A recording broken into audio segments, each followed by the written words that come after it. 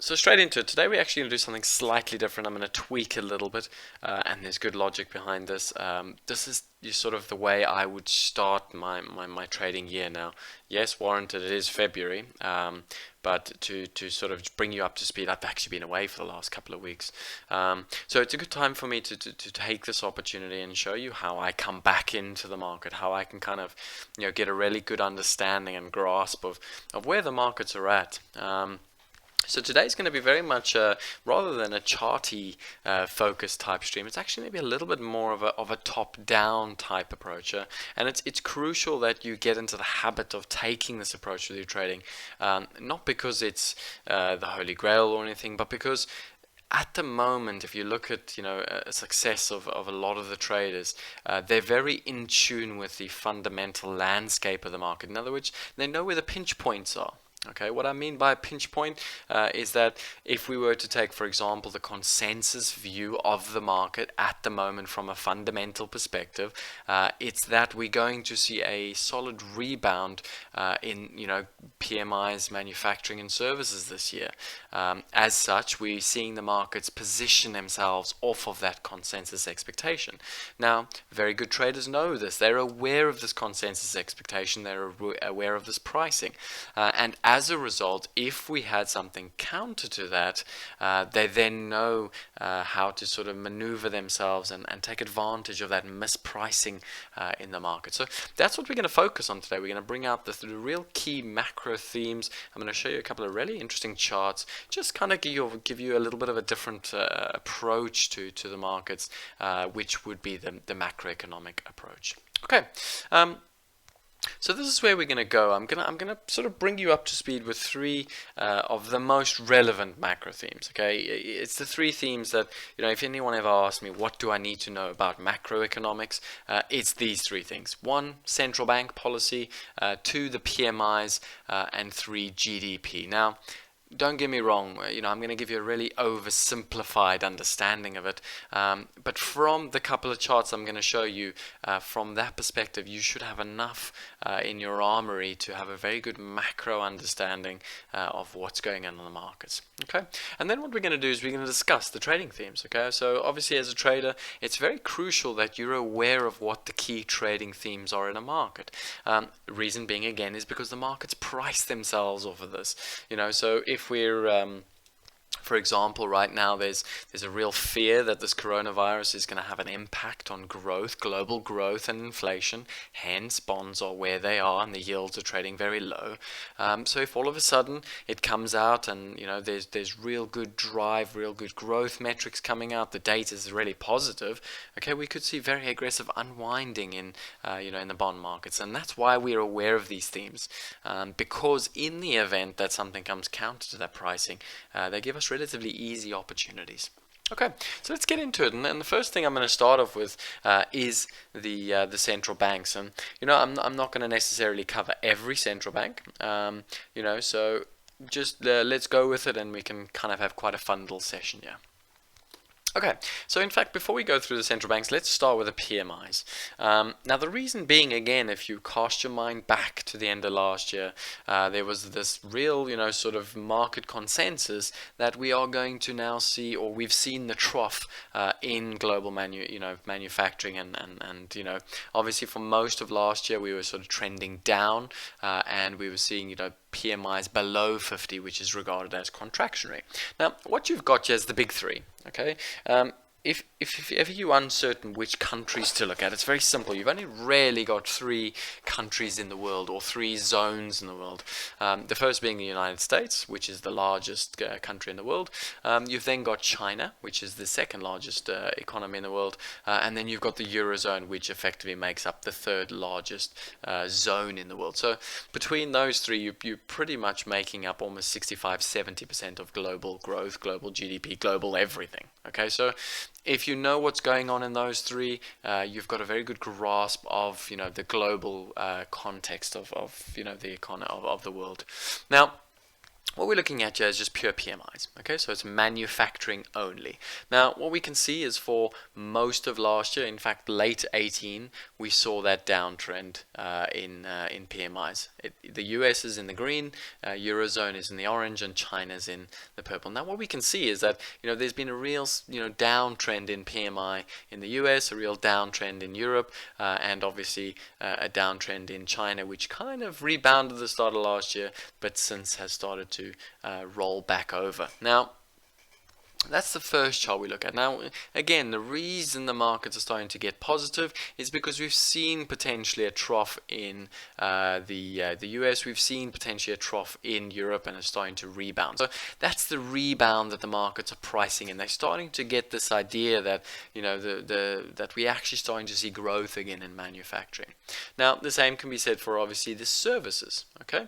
Now, warranted note, services make up a bigger portion of GDP. So services can be actually seen as a far better gauge of what's going on, simply because they make up more of GDP in each of these three regions. Now, again, we can see the same sort of trend, downtrend in the US, in Europe, again a little bit more sideways, but ultimately still lower since we sort of peaked in 2018, and then obviously China, we can see, has been mostly sideways since 2018. Net, all the services PMIs are still positive. Okay, so the consensus view is for them to remain positive. Okay, so that's pretty much our look at the PMIs. The consensus view is a rebound in manufacturing in 2020, which means we should start to see prints above 50. Okay, what we don't want to see, and this is where the opportunity comes, is we don't want to see the US back below that 48 print. We don't want to see Europe back below 46 print. Okay, and we don't want to see China below the 50 print. We start to see those consensus views come unstuck. Okay, so that's what the PMIs look like. Now, where, obviously I'm going to bring a couple of the year's themes into this little bit by little bit, but what's important is just keep in mind we've had this coronavirus come out now, and that's going to impact China immensely. Okay, particularly in manufacturing. So what we are likely to see in Q1 is we're likely to see PMIs below 50. But now again, what's the consensus? Well, the consensus expectation is that we're going to give it a V-shaped recovery. In other words, we'll have a dip, quite aggressive. It's expected to be weak, but then it's going to rebound just as quickly. Okay, that's the consensus. So again, if we don't get that V-shaped recovery, there is opportunity in the marketplace. Okay, now let's go on then to the central banks, and the best place to start with that is to pretty much just talk about central bank balance sheets. Okay, now what you're looking at here is you're looking at, again, pretty much the big three sort of central bank balance sheets, with the orange being the United States, the red being Eurozone, and the green being the Bank of Japan. So these are the big three sort of central banks that have splurged out, that have built up significant amount of assets over the course of the last decade. Now, the reason we look at this, again, is just to get an understanding of what the impact of that balance sheet expansion is on global markets. Now, it's a well-known theme that with stimulus in the market, with central banks keeping the taps open, there does tend to be a positive correlation with equities, and we can see that with the S&P 500 on the bottom. Okay, now, again, knowing that is one thing. What's more important to understand is the consensus expectation. Now, again, we're not so concerned with Europe at the moment. We're very much concerned with the US, and the reason being is that they've been conducting these repo operations since October last year. Now, the reason we want to pay attention to this is because the consensus expectation is that this is likely to continue up until Q2, in other words, well after sort of April, May. Okay, we don't know when that finishing date is. We also don't know what the level of end reserves will be. Okay, we also don't know what the central bank's going to do after that. So it's important to get an understanding of this, because if they were to keep this open and keep the taps running towards the upside, that's going to have an impact on the market. If, however, they start to talk about, maybe allowing some of these reserves to mature and not reinvesting, then we start to see the balance sheet normalize and maybe even start to drift slightly lower. That will have a different impact. Okay, so it's very important to be aware of what is the consensus expectation. Well, it's expected we're going to keep seeing the balance sheet of the US keep rising. if that were to change, there's going to be a significant impact in the markets. Okay. As for the ECB, right, they're not expected to do anything this year. There's no consensus expectation for them to increase their current purchase program, right? But Lagarde says they're conducting a review. We obviously do have the coronavirus massively impacting, particularly Germany, right? So it could be a case that the ECB decides to maybe increase their purchases. In which case, again, we have an impact on the euro, we have an impact on the DAX, we have an impact on some of the other European markets. Okay. So again, that's our central bank analysis. Now, the second part of that is to then go and look at what are the global central banks doing in terms of policy, and what are the the types of rate expectations. Now, obviously, I don't have this on here because you need to go and actually look at Fed Fund futures. But one of the things I always tend to look at is when I look at central banks, I'm always keeping an eye on what the pricing in the market is. Now, in a very basic sense, what you're looking at on this green line is you're simply just looking at the market pricing in a cut in this year, so 2020 to 2020 next year. So right now, if you look on the right side, currently for this period 2020, the markets are pricing in 33 basis points of cuts. Okay, in other words, one and a little bit of cuts. Right, that's what the market's pricing in. Now again, it's very important to know that, because that pricing is effectively what's driving US 10-year yields lower. As we can see on the orange, they're trading 158. That pricing is also what's driving the equity markets higher. That pricing is also driving a great, potentially the dollar as well. So if that was to unwind, if for some odd reason Fed's pal came out middle of the year, said, look, inflation's starting to heat up, and we're likely not going to hike as much, or sorry, we're not going to cut rates this year, right? That pricing comes out of the market, equities adjust, bonds adjust, dollar adjusts, okay? And those are the real opportunities. Now, the most important thing to understand before I continue is that these opportunities come, I would say, probably 10 to 15 times a year. You get these sorts of macroeconomic adjustments. Okay. Now, the perfect example is to cast your mind back to two very relevant examples from last year. The first was in January last year, Fed's pal went from we're going to be hiking rates and the balance sheet's on autopilot to all of a sudden cutting 3 times. Okay, and that's why we had such a big surge. If you go over last year, that's why we had a 30% surge in the the equity markets. That's why we had global bonds, US 10 years go from 230 all the way down to 170. Okay, so again, if you cast your mind back to October, all of a sudden the Fed was talking about they're not continuing QE, yet their balance sheets expanded, and as a result we saw a good 18% rally from the beginning of October to current date. Okay. Again, it's important to be aware of these big fundamentals, because when they change, you get big market moves. Okay, so that's what we're talking about in terms of central banks. It's what are the central banks pricing? Right now, Eurozone is expected to cut potentially by 10 basis points this year, come middle of the year. Bank of England, same thing. They still expected to cut in the middle of the year by 25 basis points. Bank of Canada is expected to cut this year. Bank of Australia expected to cut. So all global central banks right now are priced to cut rates. That's the consensus. That's the market pricing. If that changes, if we start to see upbeat inflation, if we start to see really strong manufacturing numbers, those expectations come out and it creates unique opportunities. Okay, so that's the central banks. Now let's go and have a look at global GDP. And again, I'm giving you guys a really sort of a top-down approach as to how you look at this, but you've got to look at these things in isolation, so country by country, and you also need to look at them as a general trend. Now, for me, what I tend to like to look at is I really like looking at the US data, in isolation, and the reason is because the US is the biggest economy in the world. Now, what you have here is you've got the GDP at the top, you've got the PMIs, as we've spoken about below that, and then you've got the US average earnings as well as US CPI. Now, if anyone asked me what are the key macroeconomic fundamentals you need to know of the key economies, those are the only ones. Okay, inflation, wage growth, PMIs, and GDP. That's pretty much all you really need to know. All you need to be aware of. You need to know what those trends are, because those ultimately, there are other factors that influence those, but those will give you enough of an understanding of where economies are going. Now, in terms of GDP, it's very, very important to look at trend when it comes to macroeconomic data. And what we can see is that for the last 6 quarters, we're actually seeing a really big slowdown in the GDP. Okay, we've gone from a peak of 4.2 to 2.1. Okay, that's in a course of 6 quarters, but that's important because we're starting to see the slowing trend. Now, warranted, a lot of that slowdown in GDP was led by these wonderful downturn curves, which are the PMIs. Okay, so it was the PMIs ultimately that drove GDP lower. If they rebound, we should start to see higher GDP prints. Okay.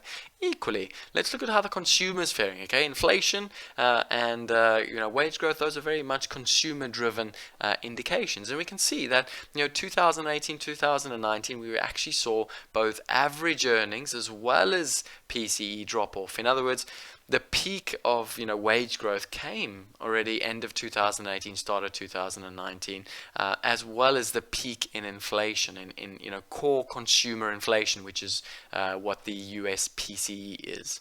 Okay, so if you go and have a look at the correlation of core PCE with US 10-year bonds, you will notice that US 10-year bonds and PCE are highly correlated. In other words, consumer-led inflation has peaked already in 2019. Okay, US wage growth has peaked in 2019. Okay, so these are the kind of things we want to look at. We want to look at what all of these fundamentals are doing, and the reason is that when the Fed makes their policy, all they care about, okay, the Fed cares about pretty much 2 things. One, they want to overshoot with inflation. Okay, why? Well, it's got a lot to do with the dynamic of price inflation. If a central bank has to grapple with, low inflation for a long time, they fear that does become ingrained in, human psychology ultimately, and people just delay expenditure, which then reduces demand, and ultimately you get about a stagnation. Okay, that's in a basic sense why central banks always want some form of inflation, or at least they want to target, 2% inflation. So we can see, obviously PCEs are dropping, and that's why the Fed is on a dovish path. That's why the Fed is hell-bent on saying, well, look, we're going to do more QE. We're going to cut interest rates, right? Until that turns around, the central bank is not going to become hawkish. Okay, they're going to remain dovish. They're going to remain cutting rates. They're going to remain, buying repos and adding to their balance sheet. Okay, now, for a large part of it, again, the Fed has been talking about the consumer and the health of the consumer. And what we can see is that, yes, the consumer has been very healthy. They've seen wage growth from 2% in 2015 all the way up to 3.4%. Okay, now note this is annualized. 3.4%, of wage growth is really good. Okay, and it's important not just to look at wage growth in isolation, but look at it relative to inflation. Why? Because we call that real growth in wages. In other words, when you strip out the effect of inflation, you're still becoming 2% wealthier per annum. Okay, and that's why the Fed likes to look at real wage growth rather than just wage growth on its own. But we can see that the US is still experiencing real wage growth. Okay, so at the moment, yes, this is going to start to become a little bit of concern. If real wages do start to drop, and this is the top in real wages, obviously the consumption-led recovery in the US, in the world, is going to start to be tested. Okay, remember, every single central bank is talking about the strength of the consumer. All right, so if we start to see their wages drop off, all right, that's likely to spill into, potentially lower GDP and eventually some form of a slow growth or recessionary type period. Okay, guys, that's a macro. I can talk all day about this. I've got 101 different charts we can go through. We can talk about the Fed in isolation. We can talk about each economy and where it's growing, where it's not growing. But the point of this is just to give you a very good overview of what I look at on a week-to-week basis. So I'm always observing the data. I'm always understanding what the trend is. Always aware of what central banks are doing and where the pricing is. Because in the event that something changes, okay, I know there's a good 5 to 10% move. Okay, now for a trader, all you need is one of these a year, and you can potentially make your year. Okay, just imagine the Fed comes out in the next 3 months, PCE ticks up to 2%. Fed says, look, guys, we're not cutting this year. If anything, we could potentially hike this year. Right? You are likely to see a 10 to 20% correction in the equity markets. Right? Within that 10 to 20% correction, you can make your financial year. And that's why we assess the macroeconomic picture and keep up with it week by week. Okay, let's then finish off and go through these themes. Now, obviously, front and center at the start of the year is coronavirus for good reason. China makes up 18% of global GDP. Okay, think about that, 18% of global GDP. All right, you've got big economies linked to it. Singapore being a financial hub, as well as Hong Kong. You've also then got a lot of the manufacturing and supply chains connected to China. The longer China stays shut, okay, the more that there's going to be an impact. Now, we don't know the extent of this virus. I'm not going to pretend to guess. I'm not an expert. I know nothing about it. All I know is that 1,800 people have died. But more importantly, okay, a lot of factories are still shut. So the longer they stay shut, the deeper the impact. The sooner they open, the shallower the impact. And that's what we need to try and gauge. Now, the important thing to understand is, what is the eco impact of this? Does it derail some of those themes? Like I said, the rebound in manufacturing. Yes or no? Does it derail it? Does it derail some of the other kind of impacts that the macro themes we've been talking about? So that's the first theme, is what is the result of this coronavirus? Then almost like a continuation from that is the trade wars. Okay, make no mistake, the US and China had agreed late last year, early this year, they signed an agreement that China will effectively buy a certain number of agriculture from the US. Obviously, with coronavirus, that's changed. Okay, there's no ways they're going to meet those targets. So does that become a theme at some point in the year where Donald Trump becomes quite annoyed by it, quite upset, turns around and says, well, China's not sticking to the agreement, and suddenly the tariffs are back on the table? Right. The third theme is global inflation. This is one that's kind of gone, very much under the radar. But we are seeing some bubbles of headline inflation picking up. Okay, the US, obviously, we've got 2.3% headline inflation. We started to see a little bit of inflation creep back into Europe.